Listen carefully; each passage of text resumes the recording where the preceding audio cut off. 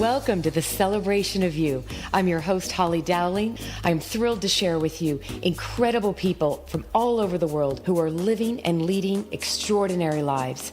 From overcoming immense adversity to discovering the secret sauce to leading with courage and grace. Their stories are going to bring you hope and inspiration. Now, let the stories begin. Well, I cannot wait for the world to get to hear from this amazing woman that you're all about to get to experience. She's on the line with us right now, and I'm about to introduce you to somebody that I feel I've had the privilege, honor, and blessing of getting to partner with and work with over the last few years, but more importantly, gain an amazing friendship through the process, and somebody I feel the world can benefit from. So with all that said, what an introduction, right? Let me introduce you to the beautiful, amazing, and brilliant Halley Mcilwain. And Halley, are you with us? I am, Halley. I'm on and unmuted. Oh, wait, that's a story. Remember, yes. We might have to share. Okay, remember that one. Well, I have to say thank you, first of all, for making the time. You're an incredibly busy woman. Let me give a little background on so that everybody knows that Halley is with a very large bank, very, very large bank, and she's a corporate leader. She's a leader and wears many hats, and I've had the joy and the luxury of, Halley, it's been now, 2 or 3 years that we've partnered together? I think so. I think we're coming up on two, something, over 2. Yeah, over 2. And I'll kind of let you, if you want, to share with everybody. We've had the opportunity to be a part of kind of an inaugural experience and program that we created. And it's really been you and I and a lot of other people, but have really been able to create and bring to life impact through a women's enrichment program. So feel free to share. I'll pass it to you to give us, so we can hear your gorgeous voice. Sure. Thanks. I'm excited. To share this. So I'm Halley Mcilwain. Thank you, Halley. Fabulous introduction, of course, from Halley Mcilwain. So Halley, I don't even know if you know this, what I'm about to say. Halley and I met because I was tasked with creating or more expanding a program that we had in our business focused on the development of high potential female talent. And at the time, and this is not uncommon, at the time, the program focused on developing high potential female talent was, wait for it, a luncheon. A luncheon. I'm not being, I don't mean to be, I do mean to be sarcastic. I love this. This is awesome. I didn't know this. Okay, keep going. Okay, so we used to have, we'd have a luncheon. We'd bring, call it 20 to 30 high potential female leaders together once a year for a couple of high profile speakers. And then they would go back to their lines of business. In many cases, they were one of the only women in their offices. And Halley and I had the opportunity to think that format through a little bit and start to shift it into something that would be much more powerful and much more engaging and create a lot more connection. So the thing about Halley that your listeners, I am sure, already know is that your language and your style is very different from most bankers. I love the way you just said that. You mean like shake it up a little, toss it on its head, really ruffle the feathers? Yeah. We don't often use language like, hello, gorgeous. Hello, amazing, beautiful woman.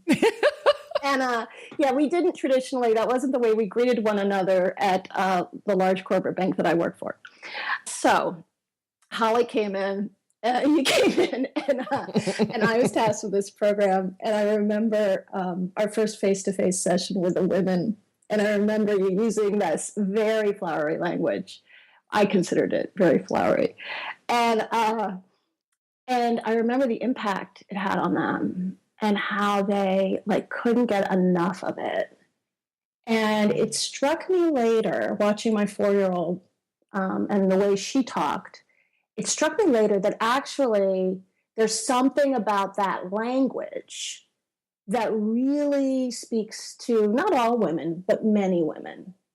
And we fail to take advantage of it at our peril. I think we have an opportunity where it makes sense to speak to women with a different vernacular.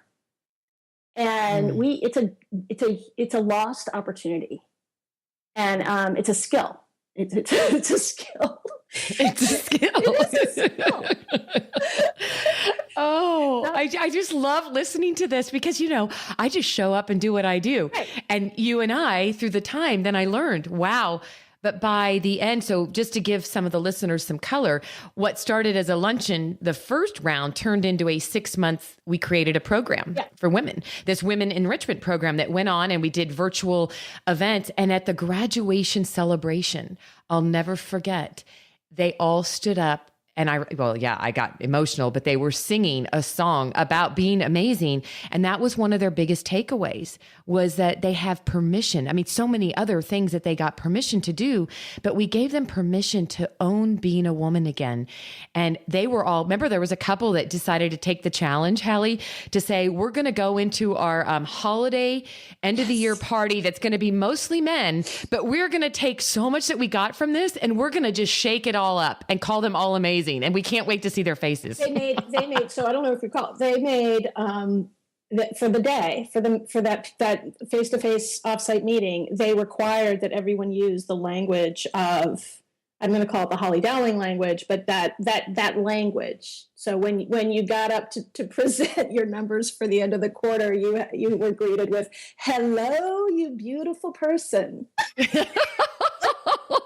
But it just created a very different look and feel for them. Mm. And it stuck, because then we went into another whole program, which we nominated and selected. It was quite the undertaking, your team and the steering committee, and then 18 months of seeing women's lives. And I think the cool thing, Halley, that we've both been able to be the recipients, but actually see the impact of bringing in some really amazing champion male leaders. And I want to, without giving names, I think they added so much to the program by being a really important part of being advocates and champions to help these women, strong, high potential and high performing leaders, right? Yeah. Fall back in love with who you are and what you can do in this world. Yeah. And so Holly, I don't know if you recall though, I was really uncomfortable initially bringing them in. I mean, not bringing them in, but engaging them and asking them to talk about their perceptions and why they supported this work. It was interesting. You were ready to just dive right in. Let's ask them why do they care? And then once we had one of them on a panel discussion, one of them got really emotional and said, "I never thought I felt this strongly about this issue." And he got teary-eyed in front of everybody. And it was powerful stuff. It's powerful stuff. Yeah. But you know what? This is exactly why. So what I want everybody to know is and you'll always hear Halley, she'll never toot her horn. She'll make it about everybody else. But one of the reasons that I handpicked and personally invited you to be a part of this series is because Halley has this gift. And I hope that everyone listening, if you are in a position in the corporate world globally anywhere, you have the opportunity to make a difference. And it's not just with the people on your teams. It's with your manager up from you. It's with the people you're cross-functionally working with. And then it goes back to home. So one of the cool things that I got to witness that happened with Halley, who was, key leader of this entire program that we partnered on, she had her own personal growths that she didn't even expect that were going to happen right underneath her own nose, because you were so passionate about helping all these other women, right? And I would love for you to share. I mean, I just think the story is amazing. But when did the light bulb go on for you, Halley, when you said, it's not about helping all these other women do this. I'm doing this for myself. And you and I were on our own one-on-one call, and you said, you're never going to believe I made a decision for myself. Tell us, will you tell me about that? Yeah. Tell everybody. So I'm going to give you a little bit of background. So my family and I relocated a couple of years ago from the Bay Area to an idyllic community in New England. And it gave us the opportunity we have much more space than we did, of course, in the Bay Area, San Francisco Bay Area. And Holly, I can't remember. I think this was something you and I talked about previously, but anyway, I had this feeling and desire to do something more significant for the folks around us who were homeless or were on the verge of homelessness. And it was right around the very beginnings of the Syrian crisis, the refugee crisis in Syria. And it is something I'd been talking about. Was something that my husband and I had talked about. And we, through a conversation, I was at a dinner, we were hosting an event. I was having a conversation with a woman, and I said, I just feel that it's absolutely ridiculous in this community that we're not hosting families or people who are on the verge of homelessness, and particularly refugees. And and it's one of those moments, I call it, like, she called my bluff. She totally called my bluff. And this is how you know a friend for life, right? They call your bluff. And she said, that's fantastic. My husband's involved in the refugee community, and I'm sure that we can help you solve this, meet your passion. And literally the next morning, we set up a meeting with a nonprofit that hosts people seeking political asylum. And within about 72 hours, we had a woman move in with us who was in the process of seeking political asylum. She was a refugee from Sudan. And that began a whole amazing experience learning about her world and about her reaction to this very different environment. And it has been really wonderful and just incredible for me personally and for the family. And so, Holly, I think that's an example of a small example, really, because it's one person, but an example of the kinds of things that happen when you start to trust your gut. Mm-hmm. Wow. That's exactly, okay, just in that sentence, because I was thinking as I'm listening to you, Halley, because I'm going to share with everybody like how long this has gone, right? And yet it's when you put something out there. I love the way you said, trust your gut. You put something out there. You went through your own journey over the last couple of years of getting kind of clear and not needing permission from the world or for the people you work with or anybody to say, there was something itching at you, your gut, right? It was the nudge on your shoulders of there's something bigger that I've got to do. And trust me, everybody, Halley is probably one of the busiest women I know. If you knew what she did for this large bank, it would blow your mind. So it's never an excuse to say, I don't have time to begin thinking about where and how I want to serve this universe in a bigger way. And you're a mother. I mean, she's got it all. She's got the young kids in school. I mean, she's doing a lot. And the reason I share that is because it is your gut, but you also put it out in the universe. You made a decision and then you verbalized it. And you and I, so go back to last summer, we were on a call and we were talking about some of these things that, you've been listening to all these women that we've been taking through this program. And they're like, I've got permission. I feel like I can own my voice. Remember, we had somebody that said for the first time in their life, their opinion matters. Mm-hmm.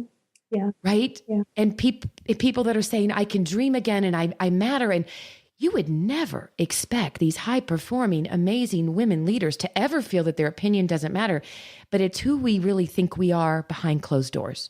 It's the words that go through our heads, right? It's that mental chatter, the self-talk. And you shared with me that you had this passion. Okay, so I have to tell everybody, I think this was this like last August, early fall, Halley? Right, because yes, exactly right. It would have been late summer, early, like September, sometime roughly around then. Roughly around that. So then here's the part that still blows my mind. So just so everybody knows, so she shares this with me. I mean, I don't know what it was. Maybe a week later, it was about at least 10 days later, we were having another quick call. And your words to me were, before we talk business, I just have to tell you what's happened since we talked last. And I go, well, what do you mean? Is this personal or work? She goes, no, remember when I told you that I have this desire and we were going to make a game plan to help you doing more with this? And, you thought this would be a 6-month or a year-long process. And you go, well, I just want you to know that Saturday, our family spent moving things around and clearing out the guest room because we now have a refugee living with us. And I went stone cold. My mouth dropped and I was like, I was gasping for air. I go, you just told me you had a dream. And you go, yes. Right. And it happened. Yeah, that fast. Yeah. And I think that's a really good holding the mirror up, because so often we're like, oh, I have to have a really complicated plan, right? Like I need a project plan and I'm going to have to do some scenarios and, run sensitivity analysis before we take any action. And at the end of the day, it's not like, no one's going to die because we, made a mistake in this kind of stuff. It's not life threatening. It's super simple. These are people and they're perfectly reasonable people, and we can do this, and it'll be great. We'll learn a lot. Well, and I love the way you even mentioned to me that day, you said, Bill, you had to calm him down and say, I just want you to know that this is about to happen. And he was like, well, how soon? Like, do we have a month to get ready? And you said, no, tomorrow. It was a shorter timeline than we expected.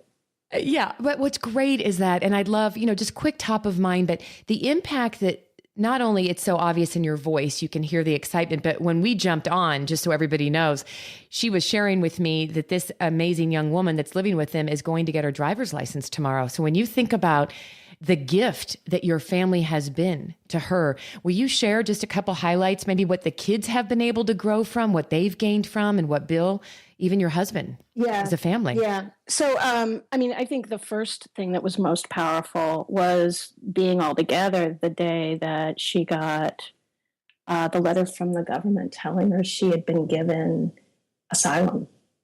Oh.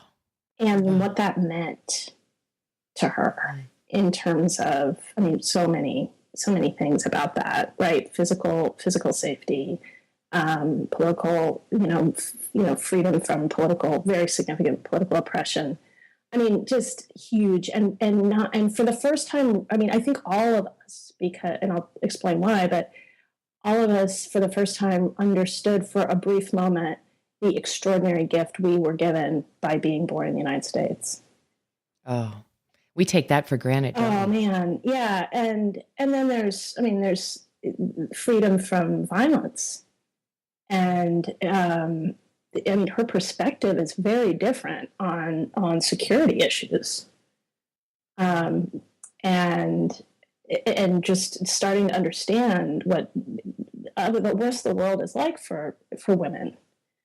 My son started reading about refugees because he had, she's part of the family. And so he started reading. He's 9. And he started reading by choice, by the way, by choice. He would go right? to the library, he'd come home and he'd read all these books about, and now he understands the topography of a country that we, would never know anything about. And I think I think when you are given so much luck and so much affluence relative to the rest of the folks in the world, I think in some ways it's a little burdensome because you recognize it and there's a real desire to give back. And being able to do that is pretty satisfying. Well, and I love that when you shared with me too, you said, we're so fortunate and privileged and blessed to live in, my kids, we basically live in a bubble. I think a lot of people out there can attest to that, but we do that, we want to give our kids a great place to grow up and all that. But you said one of the greatest things already that this had done for them is to expose them to the real world and know that they can make a difference. And Halley, I'm still in awe of this because I just don't think, and maybe you don't even realize that your story and this, by you stepping out to follow your gut and to do something without waiting for the world or the perfect time to say it's time, right? We always have excuses. And yet the impact you're making on her life and your family's life, I just hope that people are listening can realize that it's just a choice. And the difference we can make can be unbelievable and magnificent in so many. It's a ripple effect, isn't it? Yeah. Like you did this for her, but no idea it would have the impact. You didn't get a divorce out of the deal, right? You're still married. Yeah, I know. see how things look tomorrow after dinner. See who makes dinner, and that whole Yeah. negotiation. I just think that this is just such a powerful, and it's part of why I wanted to celebrate you, Halley, and shine the spotlight, because you're so humble. You come. So by the way, everybody, one of the things that she has really inspired in me is with these ongoing programs that we've done with these amazing women. It was Halley that you very first said, when we end this first program and then going into the second one, we should all be reminded that too much is given, much is expected. I don't know if you even remember sharing that. One of the first calls you and I ever had. Yeah. Yeah. And whether you realize it or not, you're living a life that is actually a walking testimony to that, my friend, because you did that intentionally. You get to be this high performing person that gets to be nominated and selected to be in this incredible year-long program that we're going to do all these amazing things. And we really wanted to instill in them what you get to walk away with. What are you willing to give back? And, we can say pay it forward, however you want to phrase it. But look at what you've done simply by the passion and the heart you believe too much is given, much is expected. And you've chosen to do this. And I think that when we shared it with a lot of these women, they were blown away as well. And I think, without giving out names, I think we can both agree we've witnessed some really amazing ahas, haven't we, in the last couple of years? Yeah. Yeah. And so we can talk about that. At the point, the thing learned for me about our process, Holly, and the work we've done is the incredible power of expectations. If my boss or someone or you, if I tell you, here's something I want to do, here's something that's a goal of mine, the minute I say it to you, I become accountable for it. Assuming I care what you think of me, and I care very much. So the minute I tell you, this is something I really want to do, it's something I think is important to do, then I create an expectation in you. And if you even remotely hold me accountable, that has its own magic. Mm-hmm. If my boss tells me that he expects me to sit at the head of the table at some meeting, and that's his expectation, that I should be sitting at the head of the table and that I should be leading the discussion, that's an expectation that I might be afraid to do it. I might be scared to do it, but you're damn sure I'm going to do it. That's powerful, though. Think about what you said. When there's an expectation, there is an accountability, and because of someone you respect. And so you step into that space, there's power in expectations. Yeah. I love that. Yeah. Yeah. And that was something I think we learned along the way. Yes. And I think accountability, not missing that piece either, is that I think where a lot of us, men or women, it doesn't matter gender. I think that it's when you can raise your hand and you can say, this is how and why you can leverage the very best of me and how everyone will win, you become accountable because you have a new energy, right? And then you get to verbalize those expectations and you're having other people hold you accountable, but they can't read your mind. So, right? It's like, this is going to the core of communication. And yet so many of us are not empowered. I mean, there's so many workshops on communication. And yet when it comes right down to it, day to day, so many people in the corporate world, it doesn't matter how high up you are, we still as human beings struggle with how to verbalize and communicate who we are, where we can bring our best, and how to have those expectations and be accountable. I mean, that's a whole day we could spend on that one, right, girlfriend? Yeah. And part of it is, it's the, what is it? The enemy of great is good. I think we spend a lot of time and we're a little too precious about having to get the communication right, making it perfection. I've gotten to in Holly, I think working with you has definitely taught me this. Whoa, no, what? this is not a backhanded compliment, but perfection. We will wait the rest of our lives for perfection. Perfection is going to prevent us from doing absolutely nothing. If we could just let go of perfection and be comfortable with, here's the poorly formed kind of rough idea of a thing that, no matter how poorly not conceived, but how poorly built it is, that is a million times better than doing nothing. Mm. And I think we definitely learned about that was something that we learned a lot about through the women's enrichment program, is we kind of threw away trying to make it perfect. And we sort of let folks kind of jump in and let's see what they did, and who knows what they're going to say, and Oh, voila. yeah. And in that process, people had to let go of that whole until it's perfect or I can do it all at one time. I can't do it at all. We literally shook them up and they had to be on the fly, figuring things out. And the greatest learnings and the ahas that came out of it were unbelievable. It was like, sometimes you don't know what you don't know till you're willing to get out of your box and just try it. Yeah. Right? Yeah. Yeah. Yeah. I mean, we saw women like be able to go, I've been petrified of public speaking. I never thought I could even lead a conversation like this. And they stepped into it and they ended up loving it. And you're like, see, but you're right. There's that saying, Halley, and I know it's in my book, but it's a big time important to me. And you don't have to be perfect to be priceless. That's a good one. I love, right? Yeah. But it's so true, because I think that a perfectionism, I love how you said it, it's a roadblock. It prevents you from doing all you can do. And yet we as human beings, again, get caught up in that messy cobweb of it. And I think what I've loved so much about partnering with you and getting, as a friend and as a colleague and all of that we've done, is that I've watched you, even without you even realizing it, how you've been able to take this, pull up the bootstraps and say, I'm going to go make a difference. And I'm going to start having boundaries. That's the other thing, was boundaries, right? Yeah. There's, we talk a lot about, there's no work-life balance. It's called work-life boundaries. You need boundaries to have balance. And that's where it starts. Yeah. Yeah. Yeah. Two things before we close about the women's enrichment. So a couple of things that happened there, some specific examples. We saw my favorite ones were instances, women, of course, who went and decided to do more public speaking and be more out there is one. But there were multiple instances where women posted for jobs. Yes. That were like huge stretches. And doing it, though, first of all, having the courage to do it because it's intimidating.